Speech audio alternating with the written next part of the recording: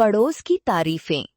लावण्या, इस सिल्क की साड़ी का रंग तुम पर कितना अच्छा लग रहा है। वाकई तुम्हारी पसंद लाजवाब है। धन्यवाद पंकजम जी, ये मेरी सास की पसंद भी है। झूठ, ये उसके ससुर ने भेजी थी और ये सारा श्रेय खुद ले रही है। सच में, फिर भी तुम्हारी कला के आगे सब फीका है। देखो, तुमने जो तुलसी का पौधा लगाया था कितना बड़ा हो गया है। मेरे हाथ से कुछ भी नहीं पनपता। ऐसा कुछ नहीं है पंकजम, मैं रोज पानी डालती हूँ इसलिए ऐसा है। हो सकता है शारदा जी, लेकिन कुछ लोगों की हाथ की बात ही अलग होती है। लावण्या बहुत भाग्यशाली है। आपका बेटा रवि भी बहुत अच्छा है। अरे थैंक्स आंटी, ये सब मेरी माँ की परवरिश है। वो सब तो ठीक है, लेकिन सुना है आपके परिवार में राकेश मामा जी के बारे में कुछ झगड़ा चल रहा है। बेचारे अच्छे आदमी हैं।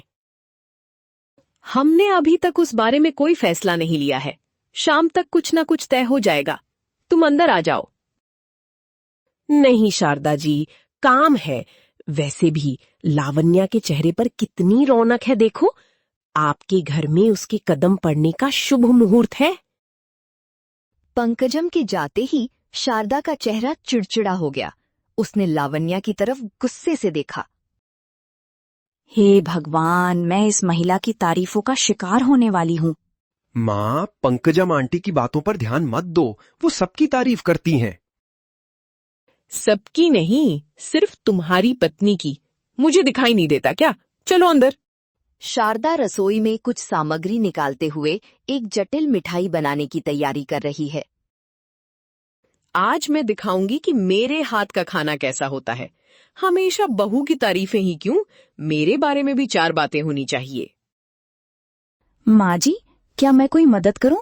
मुझे भी थोड़े बहुत सुन्नून दाल बनाने आते हैं।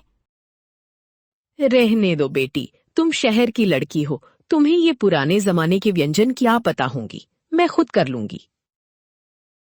ऐसा कुछ नहीं है माँ जी, मैंने माँ से सीखा है। थोड़ा पीसने जैसा काम मैं कर सकती हूँ।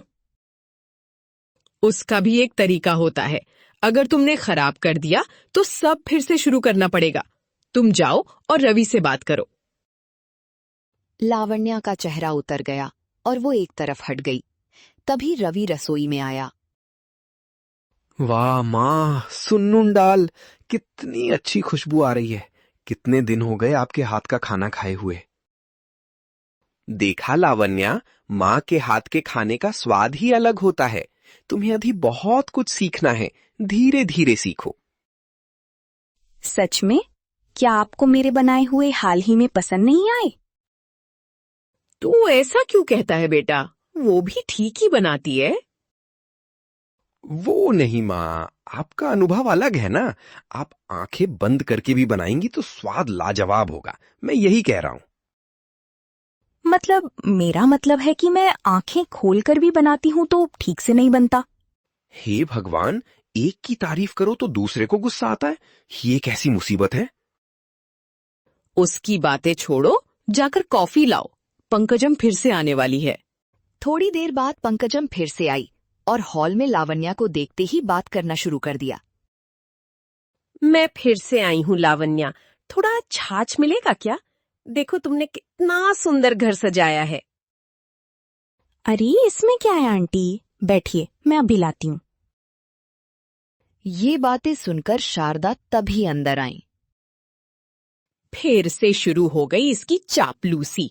मैंने ही तो सुबह पूरा घर साफ किया था। देखा लावण्या, तुम्हारी सास कितनी फुर्तीली है। तुम्हें देखकर उन्हें और उत्साह आ गया लगता है। हाँ आंटी, माँ जी बहुत महान है। आप बैठिए, मैं कॉफी लाती हूँ। तुम रुको, मैं कॉफी लाती हूँ। पंकजम को मेरे हाथ की कॉफी का स्वाद भी तो दिखाना है।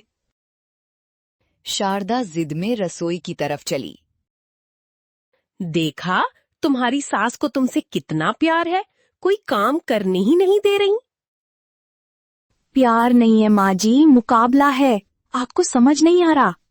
लावण्या शारदा की जिद से तंग आकर एक छोटी सी शरारत करती है।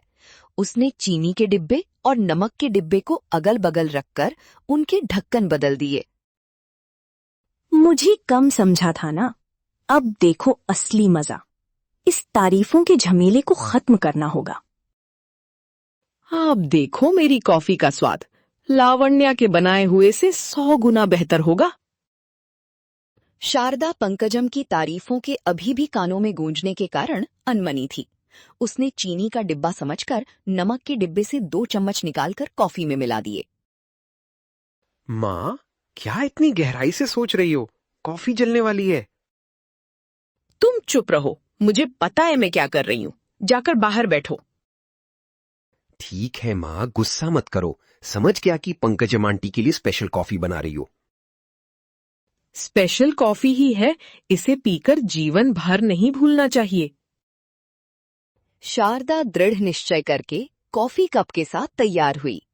ये लो पंकजम, गर्मा गर्म फिल्टर कॉफी, पीकर बताओ कैसी है। पंकजम ने कॉफी का कप लिया और एक घूंट पीते ही उसका चेहरा बिगड़ गया। अद्भुत शारदा जी, बहुत बहुत नया है।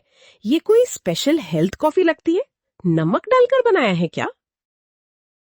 नमक? हे राम, ये सब लावण्या का काम है। देखा लावण्या, तुम्हारी सास नए नए प्रयोग कर रही हैं। तुम भी सीखो बेटी। जरूर आंटी, मुझे माँ जी से बहुत कुछ सीखना है। माँ, क्या हुआ? कॉफी में नमक डाल दिया? कैसे गलती हो गई? तुम अपना मुंह बंद रखो। ये सब तुम्हारी पत्नी की मेहरबानी है। उसने मेरी इज्जत उतार दी। मुझे पता था, अब मुझ पर ही इल्जाम आएगा। अरे इसमें क्या है शारदा जी, बीपी वालों के लिए अच्छा ही है ना। मैं चलती हूँ। शारदा गुस्से में बेडरूम में बिस्तर पर बैठी थी, जबकि रवि उसे शांत करने की कोशिश कर रहा था। देखा तुमने अपनी पत्नी का काम? उसने मेरी इज्जत उतार दी। जानबूझकर डिब्बे बदले थे। अरे माँ, वो ऐसा क्यों करेगी? गलती से हो गया होगा। तुम बेकार में टेंशन मत लो। गलती नहीं है बेटा, उस पंकजम ने मेरी बजाय उसकी तारीफ की, तब से उसके सिर पर चढ़ गई है। मुझे नीचा दिखाने की कोशिश कर रही है। ठीक है माँ, मैं उससे बात करता हूँ। तुम शांत हो जाओ, तुम्हारी सेहत खराब हो जाएगी। क्या बात करोगे? तुम अपनी पत्नी को कुछ नहीं कह सकते। मुझे दिलासा देने के अलावा तुम कुछ नहीं कर सकते। ऐसा नहीं माँ, इस बार मैं उसे जोर से कहूंगा। देखो, तुम आराम करो। रवि आह भरते हुए हॉल में लावण्या के पास आया। लावण्या, माँ बहुत दुखी हैं। तुमने वो डिब्बे क्यों बदले? मैंने बदले हैं? आपको किसने बताया? गलती से हो सकता है ना। ठीक है, जो हुआ सो हुआ। अब से कुछ दिनों तक पंकजम आंटी के आने पर तुम थोड़ा कम दिखाई दो। माँ को थोड़ी शांति मिलेगी। क्या कहा? मैं कम दिखाई दूं? मतलब आप चाहते हैं कि मैं घर से बाहर ना निकलूं? गलती मुझ पर डालकर मुझे सजा देंगे? अरे सजा नहीं, बस कुछ दिनों के लिए, माँ के शांत होने तक। बस करो, रोकिए। मुझे पता है कि आप अपनी माँ का पक्ष लेंगे। ठीक है, इस खेल को थोड़ा और बड़ा करना पड़ेगा, तभी आपको समझ आएगा। हे भगवान, शांत करने आया था, आग में घी डालने जैसा हो गया। अगले दिन सुबह शारदा घर के सामने अपने प्यारे चमेली के पौधे में कुछ डाल रही है। उसके बगल में एक डिब्बा है। ये जैविक खाद डालने से फूल गुच्छों में खिलेंगे। पंकजम देखकर हैरान रह जाएगी। उससे पहले लावण्या ने शारदा के चेहरे पर लगाने वाले बेसन पैक के डिब्बे को उस खाद के डिब्बे से बदल दिया था। क्या शारदा जी, सुबह सुबह बागवानी कर रही हैं? आपकी लगन की तारीफ करनी पड़ेगी। ये सब आम बात है पंकजम। मैं इन पौधों को अपने बच्चों की तरह देखती हूँ। हाँ आंटी, मेरी माँ बहुत महान है। उनके हाथ से जो भी बनता है अद्भुत होता है। ये पौधे देखिए, कितने स्वस्थ है। रवि ऐसा कह ही रहा था कि चमेली के पौधे की पत्तियां थोड़ी मुरझाई हुई दिखाई दीं। लावण्या, क्या तुम कुछ खास पानी डाल रही हो? तुम्हारी सास ने जो खाद डाली है वो कुछ गड़बड़ लगती है। पौधा मुरझा रहा है। क्या मुरझा रहा है? ये क्या बेसन की खुशबू आ रही है? अरे माँ जी, शायद आपने फेस पैक के डिब्बे को खाद समझकर डाल दिया होगा। रात को मैंने ही तो आपको बगल में रखा था। माँ, फेस पैक पौधे में डाल दिया? अरे तुम अपना मुंह बंद रखो। ये सब तुम्हारी पत्नी की होशियारी है। देखा, अच्छा करने की सोची तो मुझ पर ही इल्जाम लगा रहे हैं। शारदा और लावण्या दोनों ने एक साथ रवि की तरफ गुस्से से देखा, जिससे रवि का चेहरा उतर गया। इस घर में रोज कोई ना कोई तमाशा होता ही रहता है। उस शाम पूरा परिवार हॉल में गंभीर रूप से चर्चा कर रहा है, राकेश मामा जी के घोटाले के बारे में। देखो बेटा, हमें सबको बता देना चाहिए कि हमने राकेश से संबंध तोड़ लिया है, नहीं तो हमारे परिवार की इज्जत चली जाएगी। लेकिन माँ, मामा जी ने हमारी बहुत मदद की है। अब उन्हें छोड़ना अच्छा नहीं होगा। मदद की तो क्या हमारी इज्जत गंगा में मिला दूं? हमें समाज में सिर उठाकर जीना है। माँ जी, क्या मैं एक बात कह सकती हूँ? हमें उन्हें सार्वजनिक रूप से बहिष्कृत करने की जरूरत नहीं है। तो फिर क्या करने को कहती हो? सिर पर बिठाकर घुमाऊं? ऐसा नहीं माँ जी, हम सार्वजनिक रूप से कुछ न बोलें, चुप रहें। उन्हें आवश्यक कानूनी सहायता मिले, ये पीछे से देखें। हमारे परिवार का नाम बाहर नहीं आएगा और रिश्ता भी बना रहेगा। ये अच्छा विचार है लावण्या, लेकिन माँ मानेंगी क्या? तुम्हारा विचार व्यावहारिक तो है, लेकिन लोगों के बारे में सोचकर डर लग रहा है। अगर हम सही काम कर रहे हैं तो किसी से डरने की जरूरत नहीं है माँ जी। बातों से ज्यादा कर्म महत्वपूर्ण है। शारदा लावण्या की बातों पर गहराई से सोचने लगी। बगल में बैठी चिन्नी ये सब उत्सुकता से देख रही थी। परिवार के शांत रहने के दौरान शारदा के दोपहर में लगाए गए विशेष फेस पैक का असर दिखना शुरू हो गया। उसका चेहरा थोड़ा पीला पड़ गया। माँ, आपका चेहरा इतना पीला क्यों है? हल्दी लगाई है क्या? वो हल्दी नहीं है बेटा, तुम्हारी पत्नी द्वारा बदले गए जैविक खाद के डिब्बे का पेस्ट है। अरे, वो हल्दी पाउडर था।